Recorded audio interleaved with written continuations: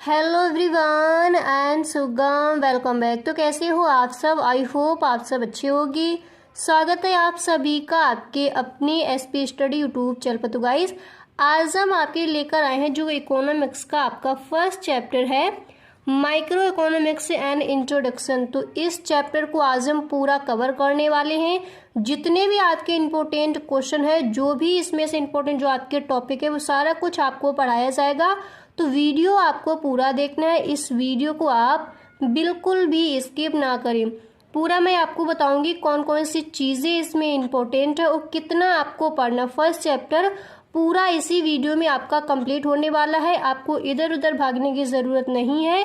पूरा जितना भी है पूरा यहीं पर मैं आपको कंप्लीट कराकर ही छोड़ूंगी, ठीक है। और इसी तरह से आपके जितने भी चैप्टर हैं, ऑल चैप्टर्स में आपको इसी तरह से पढ़ाने वाली हूँ।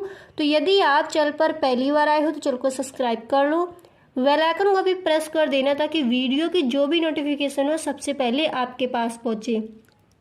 तो देखिए, जो आपका फर्स्ट चैप्टर है व्यष्टि अर्थशास्त्र एक परिचय, ठीक है, यही है माइक्रो इकोनॉमिक्स एंड इंट्रोडक्शन। तो 2024 के बोर्ड एग्जाम की अगर आप भी तैयारी कर रहे हो तो वीडियो आपको पूरा देखना है। पूरा चैप्टर आज इस वीडियो में मैं आपको कवर कराने वाली हूँ। तो सबसे पहला जो है कि आर्थिक क्रिया क्या है। सबसे पहले आप सीखो आर्थिक क्रिया क्या है। वेरी वेरी मोस्ट इम्पोर्टेंट ये है, आर्थिक क्रिया किसे कहते हैं, आर्थिक क्रिया की परिभाषा क्या होगी, आर्थिक क्रिया से आप क्या समझते हैं। ये क्वेश्चन बोर्ड एग्जाम में आज किया जाता है, ठीक है। तो इसीलिए पहले मैंने यहाँ पर रखा है। तो देख लीजिए आर्थिक क्रिया क्या है। ओके, तो देखिए उस क्रिया को आर्थिक क्रिया कहते हैं जिसका संबंध मानवीय आवश्यकताओं को संतुष्ट करने के लिए सीमित साधनों के उपयोग से होता है।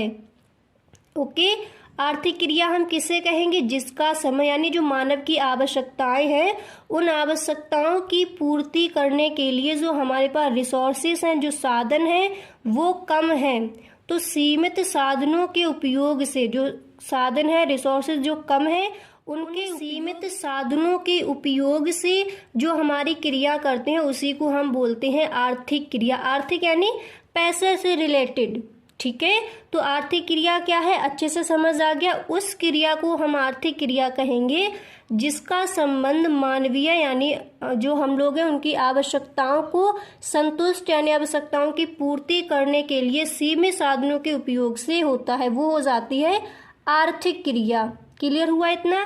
देखिए, सभी आर्थिक क्रियाएं आय सृजित नहीं करती, अर्थात यह आवश्यक नहीं कि आर्थिक क्रिया द्वारा सदैव आय का सृजन हो। आर्थिक क्रिया में आय का सृजन हो भी सकता है और नहीं भी। ओके, अब इसके बाद आपका आता है कि आर्थिक क्रिया के प्रकार। कई बार ये क्वेश्चन पूछा गया है। तो जो भी इस चैप्टर से आपका इम्पोर्टेंट है पूरा कुछ आपको पढ़ाया जाएगा, ठीक है। तो आर्थिक क्रिया के प्रकार देख लीजिए। आर्थिक क्रिया के प्रकार निम्नलिखित हैं। कौन कौन से? पहला है उपभोग एंड दूसरा है विनिमय, यहाँ पर दूसरा है उत्पादन एंड तीसरा हो जाएगा विनिमय जिसको हम एक्सचेंज कहते हैं, चौथा हो जाएगा निवेश। ये होते हैं आर्थिक क्रिया के प्रकार। समझ आ गए कौन कौन से प्रकार है? उपभोग, उत्पादन, विनिमय, निवेश, ठीक है। अब इसके बाद देखिए आर्थिक क्रिया के व्यष्टि एवं समष्टि स्तर कौन कौन से हैं। मतलब जो भी आपका चैप्टर है पूरा चैप्टर आपको इस वीडियो में समझाया जाएगा कि आखिर आपका जो फर्स्ट चैप्टर है व्यष्टि अर्थशास्त्र का एक परिचय, आखिर इसमें है क्या और इस चैप्टर में कौन कौन से क्वेश्चन हैं जो आपके बोर्ड एग्जाम के लिए इम्पोर्टेंट है, वो भी आपको बताया जाएगा। तो आपने सीखा कि आर्थिक क्रिया क्या है। आर्थिक क्रिया very very most important question है, तो अच्छे से आपको तैयार कर लेना है। अब यहाँ पर देखिए आर्थिक क्रिया के व्यष्टि एवं समष्टि स्तर। तो बोर्ड एग्जाम में तो क्वेश्चन इससे नहीं बनता, कभी कभार जो विकल्प आपके होते हैं तो विकल्प बना दिए जाते हैं, तो इसको भी आप समझ लीजिए। पर जो आर्थिक क्रिया है, आर्थिक क्रिया क्या है, आर्थिक क्रिया की परिभाषा, वो आपका क्वेश्चन आज किया जाता है। ओके, अब यहाँ पर देखिए आर्थिक क्रियाओं का अध्ययन व्यक्तिगत स्तर अथवा संपूर्ण अर्थव्यवस्था के स्तर पर किया जा सकता है, ठीक है। आर्थिक क्रियाओं के अध्ययन के संदर्भ में ही नॉर्वे के प्रसिद्ध अर्थशास्त्री रेगनर फ्रिश ने अर्थशास्त्र को दो प्रमुख शाखाओं में बांटा है। अर्थशास्त्र को जो आपका माइक्रो और मैक्रो इकोनॉमिक्स है उसको किसने दो भागों में बांटा है? जो ये जो दो शाखाएं हैं वो किसने की है? रेगनर फ्रिश ने। ठीक है, और वो कौन कौन सी दो शाखाएं हैं? पहला है आपका व्यष्टि यानी सूक्ष्म अर्थशास्त्र और नेक्स्ट है आपका समष्टि अर्थशास्त्र। ठीक है, अब इसके आगे देखिए आपको यहाँ पर कौन कौन सी चीजें हैं जो आपको ध्यान में रखनी है। यहाँ पर देखिए, वर्तमान आर्थिक सिद्धांतों के अध्ययन तथा आर्थिक क्रियाओं के विश्लेषण में दो महत्वपूर्ण विधियों यानी सूक्ष्म आर्थिक विश्लेषण तथा बृहद आर्थिक विश्लेषण का प्रयोग किया जाता है। अब यहाँ से आप ध्यान से सुनना ये चीज, शब्द माइक्रो ग्रीक शब्द माइक्रोज से लिया गया है। ये आपका बोर्ड एग्जाम में तो क्वेश्चन नहीं आएगा, पर इन चीजों को आप समझते चलिए। ठीक है, जो आपका माइक्रो इकोनॉमिक्स है जिसको हम हिंदी में बोलते हैं व्यष्टि अर्थशास्त्र यानी सूक्ष्म अर्थशास्त्र। ठीक है, तो देखिए शब्द माइक्रो ग्रीक शब्द माइक्रोज से लिया गया है जिसका अर्थ होता है छोटा।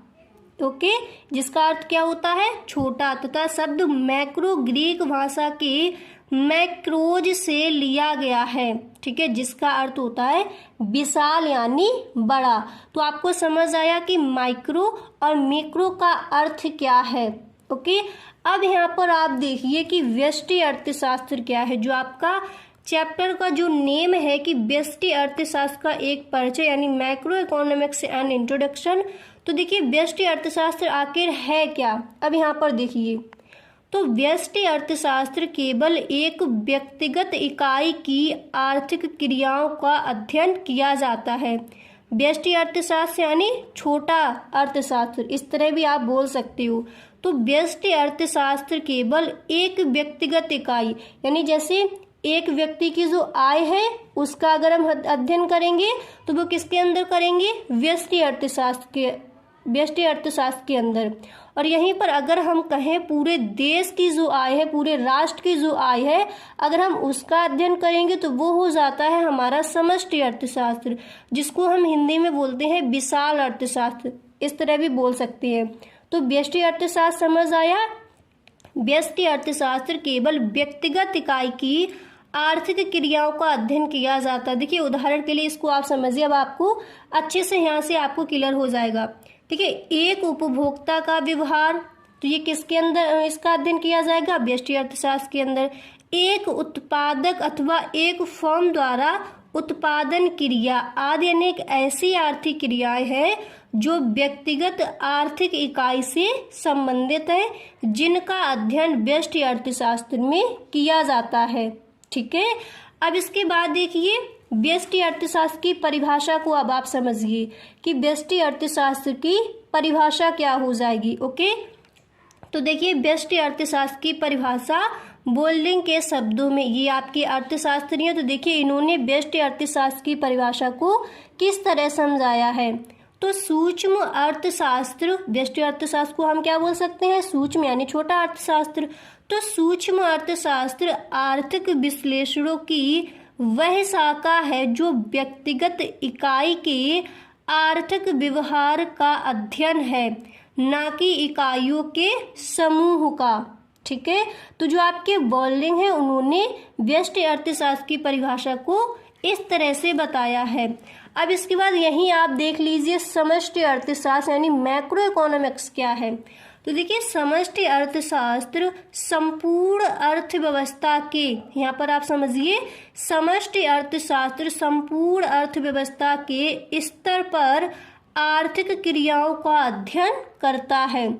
अब उदाहरण देखिए अच्छे से आपको समझ आएगा कि समष्टि अर्थशास्त्र में राष्ट्रीय आय, ठीक है, समष्टि अर्थशास्त्र में राष्ट्रीय आय, और अगर यहीं पर हमारा व्यष्टि अर्थशास्त्र होता तो एक व्यक्तिगत आय की इकाई का अध्ययन करते। ठीक है, और ये समष्टि अर्थशास्त्र तो राष्ट्रीय आय, राष्ट्रीय बचत, राष्ट्रीय विनियोग, कुल रोजगार, कुल उत्पादन जो भी है तो ये हो जाएगा समष्टि अर्थशास्त्र के। इन सभी का अध्ययन हम समष्टि अर्थशास्त्र के अंतर्गत करते हैं। ठीक है, कुल उत्पादन, सामान्य कीमत स्तर आदि को अधिकतम करती है। इस तरह से हो जाएगा आपका समष्टि अर्थशास्त्र। अब यहाँ पर देखिए समष्टि अर्थशास्त्र की परिभाषा प्रोफेसर वोल्डिंग के शब्दों में, यानी आपने व्यष्टि अर्थशास्त्र की परिभाषा को समझा कि व्यष्टि अर्थशास्त्र की परिभाषा किस तरह से दी गई है। अब आप समझिए कि समष्टि अर्थशास्त्र की परिभाषा को किस तरह से वोल्डिंग जी ने बताया है, जो आपके अर्थशास्त्री है। तो देख लीजिए, इन्होंने कहा है कि व्यापक अर्थशास्त्र व्यक्तिगत मात्राओं का अध्ययन नहीं करता। ठीक है, व्यापक अर्थशास्त्र व्यक्तिगत मात्राओं का अध्ययन हम किसमें करेंगे, जो हमारा था माइक्रो इकोनॉमिक्स। ठीक है, उसके अंदर हम व्यक्तिगत मात्राओं का अध्ययन करेंगे, पर ये है हमारा मैक्रो इकोनॉमिक्स। तो इसके अंदर इन्होंने इसी तरह बताया है, मतलब इन्होंने अपनी भाषा को एकदम चेंज करके बता दिया, बात वही है, बस घुमा फिरा के यहाँ पर बताया गया है। ठीक है, तो व्यापक अर्थशास्त्र व्यक्तिगत मात्राओं का अध्ययन नहीं करता, बल्कि इन मात्राओं के समूह का अध्ययन करता है। और अभी मैंने आपको व्यष्टि अर्थशास्त्र की जो इन्होंने परिभाषा दी थी, यहाँ पर देखिए दोबारा से, यहाँ पर इन्होंने क्या कहा था, ये वाली देखिए आप व्यष्टि अर्थशास्त्र में, कि जो व्यक्तिगत इकाई के आर्थिक व्यवहार का अध्ययन है, ना कि इकाइयों के समूह का। और जो हमारा समष्टि अर्थशास्त्र है उसमें बताया गया कि व्यापक अर्थशास्त्र व्यक्तिगत मात्राओं का अध्ययन नहीं करता, बल्कि इन मात्राओं के समूह का अध्ययन करता है। ठीक है, और देखिए व्यक्तिगत आयों का नहीं। ओके, अब तो राष्ट्रीय आय मतलब व्यक्तिगत आयों का अध्ययन इसके अंतर्गत नहीं किया जाता। मैक्रो इकोनॉमिक्स के अंदर किसका किया जाता है, राष्ट्रीय आय का, व्यक्तिगत कीमतों का नहीं बल्कि सामान्य कीमत स्तर का, व्यक्तिगत उत्पादन का नहीं बल्कि राष्ट्रीय उत्पादन का। अब देखिए जो व्यक्तिगत उत्पादन है इसका अध्ययन किसके अंदर करेंगे, माइक्रो इकोनॉमिक्स के अंतर्गत करेंगे। और जो यहाँ पर देखिए दिया गया है कि राष्ट्रीय उत्पादन का अध्ययन किसके अंतर्गत करेंगे, मैक्रो इकोनॉमिक्स के अंतर्गत। ठीक है, इतना समझ आया। अब इसके बाद देखिए आप समझो कि व्यष्टि अर्थशास्त्र और समष्टि अर्थशास्त्र में अंतर क्या है। तो ये जो आपका क्वेश्चन है व्यष्टि अर्थशास्त्र यानी difference between micro and macro economics, तो ये वेरी मोस्ट इंपॉर्टेंट क्वेश्चन है, अच्छे से इसको आपको तैयार कर लेना है। ओके, तो देखिए व्यष्टि अर्थशास्त्र और समष्टि अर्थशास्त्र में क्या अंतर है, तो देख लीजिए।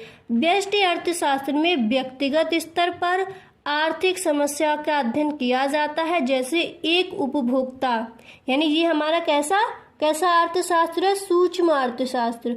इसके बाद आता है समष्टि अर्थशास्त्र, तो ये हो जाता है विशाल अर्थशास्त्र। तो समष्टि अर्थशास्त्र में संपूर्ण अर्थशास्त्र की आर्थिक इकाइयों का अध्ययन होता है, जैसे राष्ट्रीय आय, कुल उपभोग, मतलब वही चीजें आपने डेफिनेशन में सीखा, वही चीजें वही यहाँ पर बताएगी, वही आप इसके हो जाएंगे अंतर, है ना। तो यहाँ पर देख लीजिए नेक्स्ट यहाँ पर दिया गया है इसका जो अंतर है कि व्यष्टि अर्थशास्त्र में व्यक्ति और व्यक्ति के व्यवहार का अध्ययन होता है। ओके, व्यष्टि अर्थशास्त्र में व्यक्ति और व्यक्ति के व्यवहार का अध्ययन होता है, परंतु समष्टि अर्थशास्त्र में समाज और समाज के व्यवहार का अध्ययन होता है, क्योंकि ये है विशाल अर्थशास्त्र और ये है सूक्ष्म अर्थशास्त्र। ठीक है, अब इसके बाद देखिए नेक्स्ट अंतर, नेक्स्ट इसमें डिफरेंस क्या दिया गया है। देखिए व्यष्टि अर्थशास्त्र इस मान्यता पर आधारित है कि समष्टि प्राचल स्थिर रहते हैं, परंतु समष्टि अर्थशास्त्र व्यष्टि प्राचल को स्थिर मान लेता है। इसके बाद देखिए नेक्स्ट यहाँ पर दिया गया है, नेक्स्ट यहाँ पर आप पढ़िए कि व्यष्टि अर्थशास्त्र में एक वस्तु की कीमत के निर्धारण का अध्ययन होता है। ओके, व्यष्टि अर्थशास्त्र में एक वस्तु की कीमत के निर्धारण का अध्ययन होता है, परंतु समष्टि अर्थशास्त्र में सामान्य कीमत स्तर का अध्ययन होता है। ओके, आई होप आपको ये समझ आ रहा होगा कि जो आपका माइक्रो इकोनॉमिक्स और मैक्रो इकोनॉमिक्स में क्या डिफरेंस है। अब यहाँ पर देखिए नेक्स्ट यहाँ पर इसका अंतर बताया गया है कि व्यष्टि आर्थिक समस्याओं के निदान में कीमत संयंत्र अर्थात मांग और पूर्ति बलों की क्रिया निर्णायक होती है, और इधर देखिए क्या हो जाएगा, समष्टि आर्थिक समस्याओं जैसे रोजगार, गरीबी, स्फीति आदि के समाधान में सरकारी भूमिका निर्णायक होती है। ओके, अब इसके बाद नेक्स्ट इसका जो अंतर है वो यहाँ पर देख लीजिए कि व्यष्टि अर्थशास्त्र को कीमत सिद्धांत के नाम से भी जाना जाता है। ये देखिए पॉइंट जो है इसको आप अच्छे से तैयार कर लीजिए, ठीक है। व्यष्टि अर्थशास्त्र को कीमत सिद्धांत के नाम से जाना जाता है, परंतु समष्टि अर्थशास्त्र को आय एवं रोजगार सिद्धांत द्वारा भी जाना जाता है। तो यहाँ तक आपको क्लियर हो गया। अब जितना मैंने आपको पढ़ा दिया फर्स्ट चैप्टर में आपका इतना ही इम्पोर्टेंट है, यही इसी पर आपको फोकस करना है और इन्हीं को बार बार इन्हीं को आपको रिवाइज करते रहना है जितना मैंने आपको बता दिया, ठीक है। और जो भी आपका चैप्टर में जो भी दिया गया है उसको भी आप देख लीजिए, पर जो आपका इम्पोर्टेंट जो आपके क्वेश्चन है वो मैंने आपको बता दिया, इतना ही आपका इम्पोर्टेंट है एग्जाम के लिए, बोर्ड एग्जाम के लिए, ठीक है। इन चैप्टर है उस चैप्टर का आज फुल सॉल्यूशन इस वीडियो में आपको मिलने वाला है। जितने भी आपके इस चैप्टर से इम्पोर्टेंट क्वेश्चन है वो क्वेश्चन भी आपको बताए जाएंगे। हर टॉपिक आपको इस वीडियो में मैं कवर कराने वाली हूँ। देखिए जो आपका फर्स्ट चैप्टर था व्यष्टि अर्थशास्त्र यानी माइक्रो इकोनॉमिक्स का इंट्रोडक्शन था, वो पूरा चैप्टर मैं आपको कवर करा चुकी हूँ। अगर वीडियो आपने नहीं देखा है तो आप प्लेलिस्ट चेक कर सकते हो, नहीं तो डिस्क्रिप्शन बॉक्स आप चेक कर सकते हो, इसमें आपको वीडियो का लिंक मिल जाएगा। तो आज हमारा चैप्टर का नेम क्या है, अर्थशास्त्र एवं उसकी केंद्रीय समस्या, इसको आज पूरा समझने वाले हैं। तो यहाँ पर मैंने फर्स्ट क्वेश्चन जो है लिया है कि अर्थव्यवस्था क्या है, यानी व्हाट इज एन इकोनॉमी।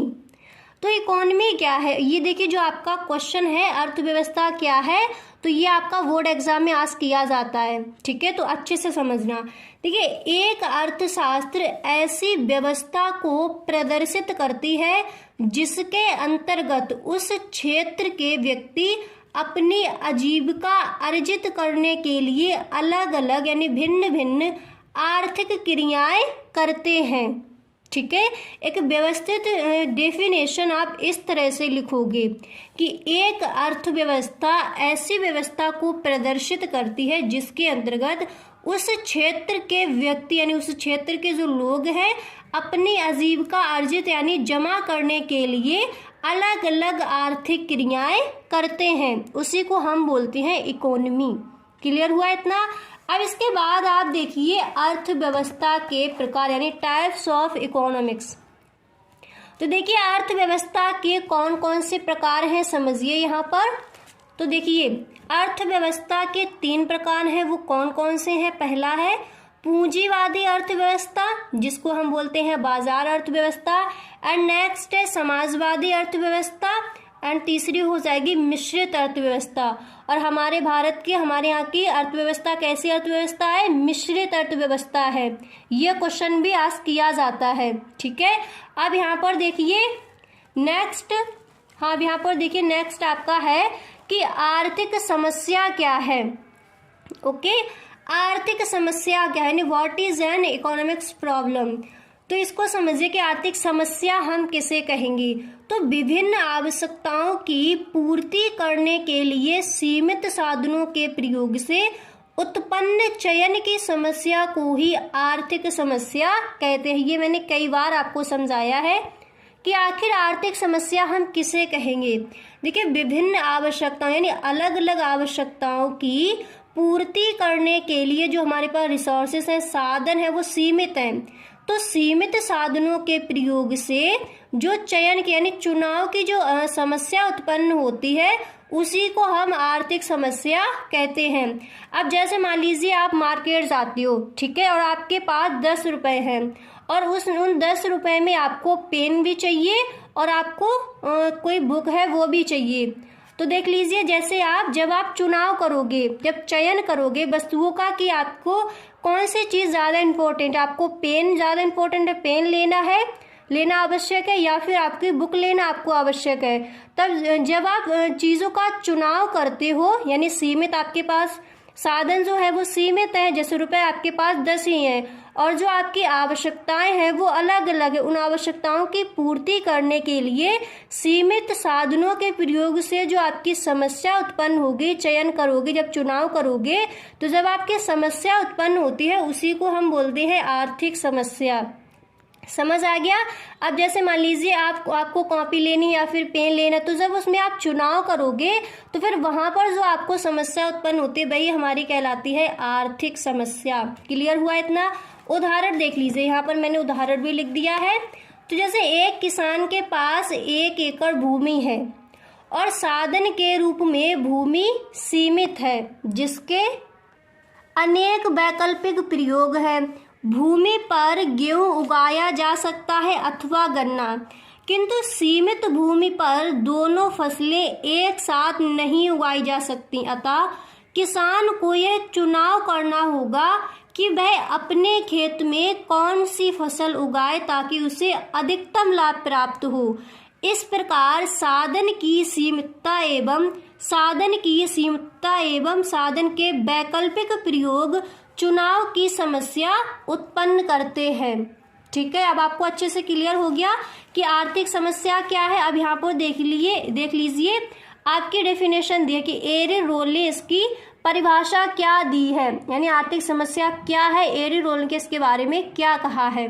ठीक है, तो यहाँ पर देखिए इन्होंने कहा, ये आपके अर्थशास्त्री हैं, तो इन्होंने कहा है कि आर्थिक समस्या मूलतः चयन की आवश्यकता में से उत्पन्न होने वाली समस्या है। यह वह चयन है जिसमें वैकल्पिक उपयोगों वाले सीमित संसाधनों का प्रयोग किया जाता है। यह संसाधनों के मितव्ययी उपयोग की समस्या है। ओके, यहाँ तक अच्छे से क्लियर हो गया। ठीक है, तो एरिक रोल है, उन्होंने आर्थिक समस्या की परिभाषा को इस तरह से समझाया है। तो आप हेडिंग डालोगे डेफिनेशंस ऑफ इकोनॉमिक्स प्रॉब्लम्स। ठीक है, इस तरह से प्रॉब्लम, इस तरह से आप हेडिंग डालोगे, फिर आप ये लिखोगे। ओके, अब इसके बाद देखिए, अब यहाँ पर आप देखिए आर्थिक समस्या उत्पन्न होने के कारण क्या है, यानी आर्थिक समस्या जो है वो उत्पन्न क्यों होती है, इसके क्या कारण हैं। तो देखिए यहाँ पर आपके जो कारण हैं वो यहाँ पर बताए गए हैं। तो आर्थिक समस्या उत्पन्न होने के कारण निम्नलिखित हैं, जो इस प्रकार हैं। देख लीजिए, आर्थिक समस्या उत्पन्न होने के जो आपके कारण हैं वो निम्नलिखित है और इस प्रकार। देखिए कौन कौन से कारण हैं जिनसे हमारी जो आर्थिक समस्या है वो उत्पन्न होती है।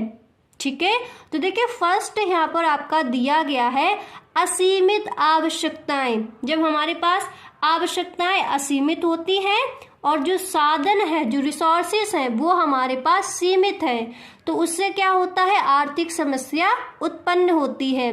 एक कारण आपका ये हो जाएगा। ठीक है, एंड दूसरा हो जाएगा आवश्यकताओं की तीव्रता में अंतर। पहला आपने समझा, पहला यहाँ पर क्या था, असीमित आवश्यकताएं, एंड दूसरा यहाँ पर क्या था, आवश्यकताओं की तीव्रता में अंतर। अब इसके आगे देखिए, देखिए नेक्स्ट आपका हो जाएगा सीमित या दुर्लभ साधन। यहाँ पर देखिए मैंने हेडिंग आपको बता दी हैं, इनके अंदर आप 2-2, 4-4 लाइनें खुद से लिख सकते हो। आपको समझ तो आ गया होगा कि आर्थिक समस्या आखिर है क्या। ठीक है, अब इसके बाद देखिए साधनों का वैकल्पिक प्रयोग।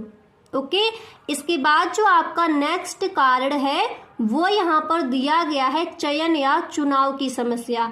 अब देखिए मैंने आपको इतना पढ़ा दिया, अब जो आपका थोड़ा रह गया है इस चैप्टर से, जो भी आपका इम्पोर्टेंट है और जो आपके टॉपिक रह गए हैं वो मैं आपको नेक्स्ट वीडियो में कवर करा दूंगी। ठीक है, अर्थशास्त्र के विस्तृत उत्तरीय प्रश्न, ठीक है, जो आपको महत्वपूर्ण प्रश्न है वो हम आपको इस वीडियो में बताने वाले हैं। तो एक बच्चा है जिसका नाम है पंकज, तो पंकज ने कमेंट किया था कि उनको विस्तृत उत्तरीय प्रश्न चाहिए। फर्स्ट चैप्टर के विस्तृत उत्तरीय प्रश्न कौन कौन से इंपॉर्टेंट है, कौन कौन से प्रश्न इस बार के बोर्ड एग्जाम में आ सकते हैं। तो पर्सनल मैंने ये वीडियो पंकज के लिए बनाया। गाइस अगर आपको किसी भी चैप्टर के इंपॉर्टेंट क्वेश्चन चाहिए किसी भी सब्जेक्ट के, तो आप भी हमें कमेंट करें, तो आपको भी 1 या फिर 2 घंटे बाद आपका वीडियो मिल जाएगा। ठीक है, तो चलिए बिना टाइम वेस्ट के वीडियो को स्टार्ट करते हैं। तो यहाँ पर देखिए पंकज बेटा, जो पहला प्रश्न है आपका वो इस बार के बोर्ड एग्जाम में ये पूछा जा सकता है कि एक अर्थव्यवस्था की केंद्रीय समस्याएं समझाइए। ठीक है, ये प्रश्न कई बार पूछा गया है, तो ये इस बार भी पूछा जा सकता है कि एक अर्थव्यवस्था की केंद्रीय समस्याएं समझाइए।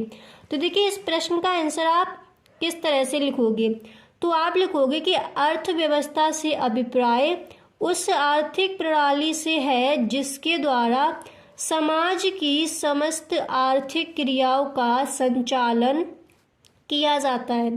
फिर इसके बाद आपको लिखना है कि प्रत्येक देश किसी न किसी आर्थिक प्रणाली पर आधारित होते हैं। ठीक है, इसके आगे आप लिखोगे कि आर्थिक प्रणालियों के प्रमुख रूप है कौन कौन से। पहला यहाँ पर है पूंजीवाद, दूसरा हो जाएगा समाजवाद और तीसरा हो जाएगा मिश्रित। ठीक है, फिर इसके आगे लिखना है कि अर्थव्यवस्था आर्थिक प्रणाली की भिन्नता के अनुसार अर्थव्यवस्था का संचालन भी भिन्न भिन्न यानी अलग अलग होता है। फिर इसके आगे आप लिखोगे किंतु साधनों की सीमितता एवं उनके वैकल्पिक प्रयोगों तथा आवश्यकताओं की अनंतता के कारण ही साधनों एवं साध्यों के बीच उपयुक्त तालमेल बढ़ाने की समस्याएं प्रत्येक आर्थिक प्रणाली में विद्यमान रहती हैं।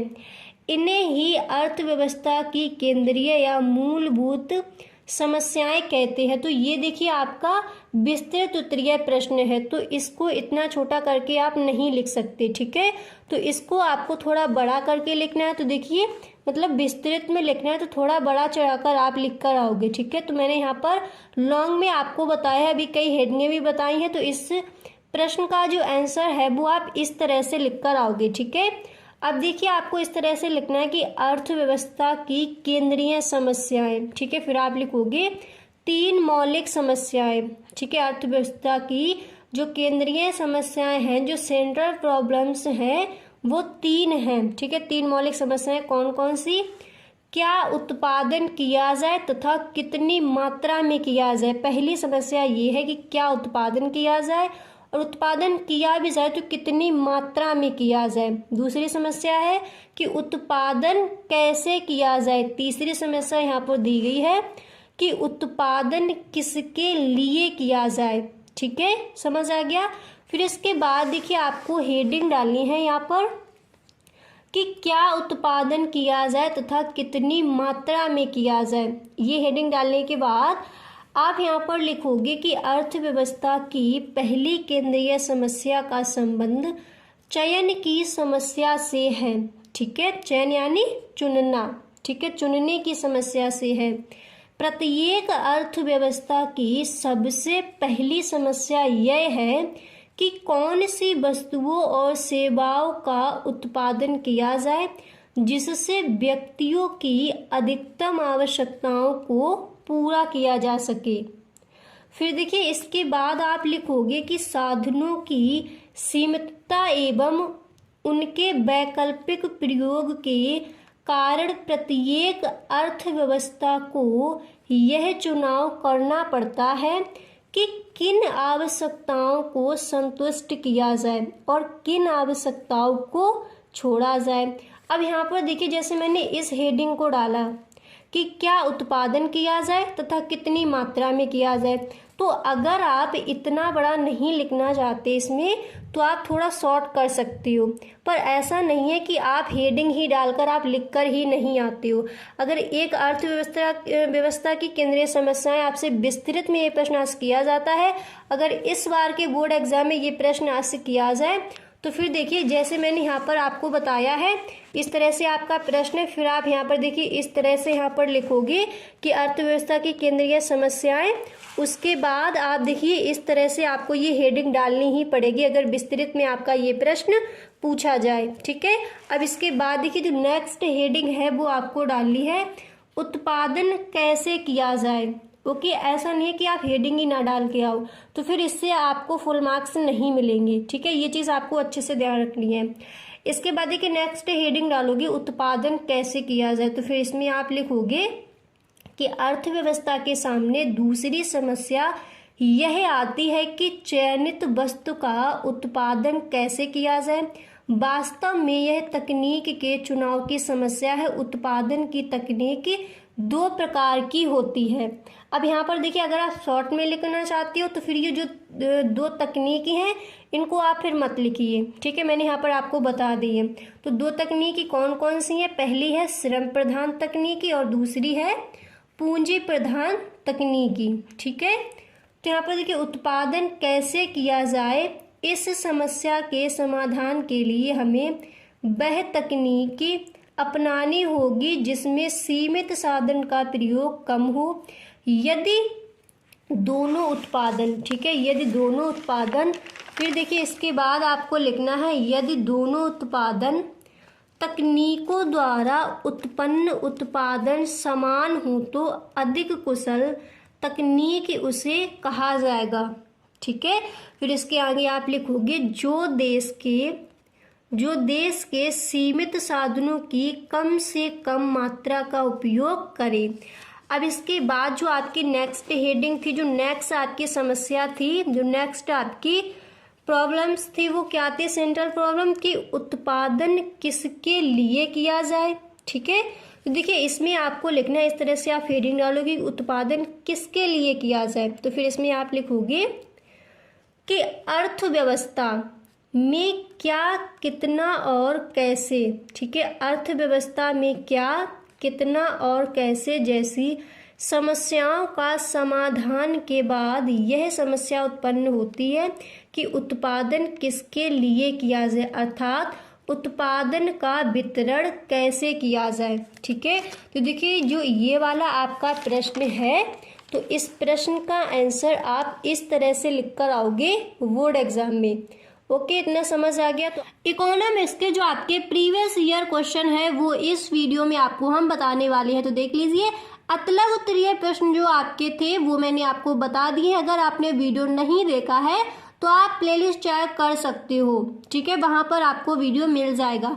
तो यहाँ पर हम आपको बताएंगे कि जो आपके लघु उत्तरीय प्रश्न है 2022 में आपके कौन कौन से प्रश्न आए थे बोर्ड एग्जाम में, वो देखिए। एंड 2020 में आपके कौन से, मतलब सारा कुछ आपको यहाँ पर बताया जाएगा। तो वीडियो आपको पूरा देखना है, वीडियो को आप बिल्कुल भी स्किप ना करें, ठीक है। तो इकोनॉमिक्स के ये है आपके प्रीवियस ईयर क्वेश्चन, और हर स्टूडेंट से मैं बोलती हूँ अपनी एक अलग कॉपी बना लीजिए। उसमें जितने भी आपके सब्जेक्ट हैं, ऑल सब्जेक्ट के इसी तरह से जो भी आपके प्रीवियस ईयर क्वेश्चन है वो सारे क्वेश्चन मैं आपको इसी तरह से बताऊंगी, ठीक है। तो अपनी आप अलग कॉपी बना लीजिए, उसमें इन क्वेश्चन को लिखते चलिए, और जब आपका बोर्ड एग्जाम आएगा तो इन क्वेश्चंस को आपको रिवाइज करके ही अपना बोर्ड एग्जाम देने जाना है, ठीक है। और जो मॉडल पेपर है वो तो मैं आपके जितने भी मॉडल पेपर है फुल सॉल्यूशन आपको दूंगी हर मॉडल पेपर का, ठीक है। बोर्ड एग्जाम के पेपर है वो भी आपको हल कराऊंगी, पर यहाँ पर देख लीजिए जो प्रीवियस ईयर क्वेश्चन है पहले उनको समझ लीजिए, ठीक है। तो ये है आपके लघु उत्तरीय प्रश्न, और अति लघु उत्तरीय प्रश्न मैं आपको बता चुकी हूँ। वीडियो नहीं देखा है तो वीडियो को आप देख सकती हो। अब यहाँ पर देखिए जो पहला प्रश्न है आपका 2022 में ये आया था कि सीमांत उपभोग प्रवृत्ति किस प्रकार सीमांत बचत प्रवृत्ति से संबंधित है, ठीक है। लघु उत्तरीय प्रश्न में जो फर्स्ट प्रश्न है आपका ये आया था 2022 में इकोनॉमिक्स के पेपर में। अब यहाँ पर इसके बाद देख लीजिए जो नेक्स्ट प्रश्न है वो यहाँ पर दिया गया है। नेक्स्ट प्रश्न को आप पढ़िए कि पूर्ण प्रतियोगिता में कीमत निर्धारण की संक्षिप्त व्याख्या कीजिए। ओके, प्रश्न आपका क्या है? पूर्ण प्रतियोगिता में कीमत निर्धारण की संक्षिप्त व्याख्या कीजिए। इसका आंसर मैं आपको बता चुकी हूँ। देखिए जितने भी यहाँ पर ये क्वेश्चन आपको बताए जाएंगे सारे क्वेश्चंस के आंसर मैंने आपको दिए हैं, तो आप वीडियो देख सकते हो। जो आपके मॉडल पेपर है, जो आपका 2023 का पेपर है, 2022 का जो पेपर है इकोनॉमिक्स का, फुल सॉल्यूशन मैंने दिया है इन पेपरों का। आप प्लेलिस्ट चेक कर सकते हो, वहां से आप देख सकते हो, नहीं तो आप अपनी बुक में ढूंढ सकते हो इनको, ठीक है। पूर्ण प्रतियोगिता में कीमत निर्धारण की संक्षिप्त व्याख्या। इसके बाद आपका यहाँ पर नेक्स्ट प्रश्न था कि गुणक क्या होता है, विवेचना कीजिए, ठीक है। जो मैंने आपको इम्पोर्टेंट क्वेश्चन बताए हैं वहां पर मैंने आपको बताया है गुणक क्या होता है, ठीक है। प्रश्न आपका इस तरह से पूछा जाएगा कि गुणक क्या होता है, विवेचना कीजिए, ठीक है। अब इसके बाद अगला प्रश्न आपका यहाँ पर है कि राजस्व व्यय और पूंजीगत व्यय में भेद कीजिए। देखिए इस वीडियो को मैंने बहुत ही मेहनत से बनाया है, तो वीडियो अगर पसंद आया करे आपको तो वीडियो को आप एक लाइक जरूर कर दिया करें। ठीक है, प्रश्न है कि राजस्व व्यय और पूंजीगत व्यय में भेद कीजिए। ठीक है, ये वाला आपको प्रश्न तैयार कर लेना है। अब इसके बाद जो आपका अगला प्रश्न है वो यहाँ पर दिया गया कि मांग की कीमत लोच क्या होती है। कई बार मैंने इस प्रश्न का आंसर आपको दिया है। मांग की कीमत लोच, मांग का नियम क्या है, सारा कुछ मैंने आपको बताया है। तो जो मैंने अभी चैप्टर आपको पढ़ाए हैं इकोनॉमिक्स के क्लास 12 के, जो मैं अभी चैप्टर आपको पढ़ा रही हूँ, तो वो वाली आप चेक कर सकते हो, वहां से आप इसका आंसर देख सकते हो। ठीक है, तो मांग की कीमत लोच क्या होती है, इस प्रश्न को देख लीजिए, अच्छे से तैयार कर लीजिए। इसके बाद जो नेक्स्ट प्रश्न है, इस प्रश्न का भी आंसर मैंने दिया है। जो इंपोर्टेंट क्वेश्चन आपको बताए उसमें मैंने दिया है कि भारतीय रिजर्व बैंक पर संक्षिप्त टिप्पणी लिखी एंड भारतीय रिजर्व बैंक के प्रतिबंधित कार्य क्या है वो भी मैंने आपको बताया है। ठीक है, तो वहां से आप देख सकते हो, नहीं तो आप अपनी बुक में देख सकती हो। ठीक है, भारतीय रिजर्व बैंक पर संक्षिप्त टिप्पणी लिखिए। तो देख लीजिए यहाँ पर आप एक बार देख लीजिए जो आपके 2022 में लघु उत्तरीय प्रश्न आपके कौन कौन से आए थे। ओके, समझ आ गया। अब देख लीजिए 2020 के, आप देखिए अब यहाँ पर मैंने नीचे लिखे हैं 2020 के। तो 2020 में लघु उत्तरीय प्रश्न आपका सबसे पहला लघु उत्तरीय प्रश्न में जो आपका पहला प्रश्न है वो आया था कि उपर्युक्त रेखा चित्र द्वारा औसत लागत और सीमांत लागत के संबंध को प्रदर्शित कीजिए। यही प्रश्न आपका आया था। ठीक है, आप पेपर उठाकर देखना, 2020 का पेपर उठाकर देखना बोर्ड एग्जाम का, ये आपका प्रश्न पूछा गया था लघु उत्तरीय प्रश्न में। और अतिलघु उत्तरीय प्रश्न में आपको बता चुकी हूँ, आप वो वीडियो देख सकते हो अगर आपने नहीं देखा है। ओके, अब इसके बाद अगला प्रश्न यहाँ पर पढ़िए कि पैमाने के प्रतिफल से आप क्या समझते हैं। ठीक है, पैमाने के प्रतिफल से आप क्या समझते हैं, इसको तैयार कर लीजिए। ये प्रश्न भी आपका 2020 के बोर्ड एग्जाम में पूछा गया था लघु उत्तरीय प्रश्न में। ओके, अब यहाँ पर देख लीजिए आपका जो नेक्स्ट प्रश्न है वो यहाँ पर दिया गया है कि सीमांत लागत का अर्थ समझाइए। देखिए यहाँ पर मैं आपको बता रही हूँ लघु उत्तरीय प्रश्न, और जो आपके विस्तृत उत्तरीय प्रश्न है इसी तरह से आपको 2020 के, 2022 के एंड 2023 के, 2021 में आपका एग्जाम हुआ नहीं था। तो देखिए इन तीनों सालों के जो आपके प्रीवियस ईयर क्वेश्चन है, जो आपके लॉन्ग क्वेश्चन है, जो आपके लॉन्ग क्वेश्चन आंसर, वो मैं आपको बताऊंगी नेक्स्ट वीडियो में। यहाँ पर आप देख लीजिए कि लघु उत्तरीय प्रश्न आपके कौन कौन से हैं। ठीक है, तो प्रश्न को पढ़िए दोबारा से। प्रश्न क्या है कि सीमांत लागत का अर्थ समझाइए। इस प्रश्न का भी आंसर मैंने आपको दिया है। जो देखिए जो इंपॉर्टेंट क्वेश्चन है इकोनॉमिक्स के इंपॉर्टेंट क्वेश्चन, वो आप वीडियोस देखिए। जितने भी यहाँ पर मैंने क्वेश्चन दिए हैं सारे क्वेश्चंस के आंसर आपको इन वीडियोस में मिल जाएंगे। ओके, अगर आपको अपनी कॉपी में ये नहीं मिल रहे हैं, बुक में भी आपको नहीं मिल रहे हैं, तो फिर आप इंपॉर्टेंट क्वेश्चन जो मैंने आपको बताए हैं इकोनॉमिक्स के, वहां से आप इन सारे प्रश्नों के आंसर देख सकते हो। ओके, तो प्रश्न दूसरा पढ़िए, नेक्स्ट प्रश्न पढ़िए। यहाँ पर प्रश्न आपका दिया गया है कि उपभोग की सीमांत प्रवृत्ति क्या है। ठीक है, उपभोग की सीमांत प्रवृत्ति क्या है। जिन बच्चों ने क्लासेस ली है तो उनको पता है, इस प्रश्न का भी आंसर मैं आपको लिखा चुकी हूँ। ठीक है, अब इसके बाद देखिए अगले प्रश्न की ओर बढ़िए। अगला प्रश्न यहाँ पर आपका दिया गया है। नेक्स्ट प्रश्न है कि सकल प्राथमिक घाटा से क्या तात्पर्य है, या फिर यही प्रश्न आपसे इस तरह से भी पूछ लिया जाएगा कि सकल प्राथमिक घाटे से आप क्या समझते हैं। ठीक है, तो प्रश्न क्या है, सकल प्राथमिक घाटा से क्या तात्पर्य है, इसको तैयार कर लीजिए। एंड इसके बाद देखिए जो आपका नेक्स्ट प्रश्न है, अगला प्रश्न जो है वो मैंने यहाँ पर लिया है कि तैरती विनिमय दर से आप क्या समझते हैं। ठीक है, तैरती विनिमय दर से आप क्या समझती हैं, इस प्रश्न को भी आपको तैयार कर लेना है। देखिए जो बच्चे इकोनॉमिक्स में अपने पूरे के पूरे नंबर लाना चाहते हैं, तो जितने भी मैं आपको वीडियोस बताऊं, ठीक है, जितने भी आपको वीडियोस दूं इंपॉर्टेंट क्वेश्चन की, प्रीवियस ईयर क्वेश्चंस की, तो सारे वीडियोस आप देखिए और जितने भी क्वेश्चंस उनमें हो आप अपनी अलग कॉपी बना लीजिए, उसमें आप लिखते चलिए। और देखिए इंपॉर्टेंट क्वेश्चन है उन पर आप ज़्यादा फोकस कीजिए और जो आपका चैप्टर जैसे क्लास में जो पढ़ाया जाता है उस पर भी आप ध्यान दीजिए, ठीक है। स्टडी अपने इस तरह से आपको करनी है कि इस बार के टॉपर आप ही बने। अगर आप देखिए इस तरह से अपनी डेडिकेशन के साथ अपनी स्टडी करोगे तो 100% इस बार आप टॉपर बन जाओगे। ओके, तो पढ़ाई पर अपना पूरा फोकस रखिए, बिल्कुल भी अभी से आपको अपना टाइम वेस्ट नहीं करना है।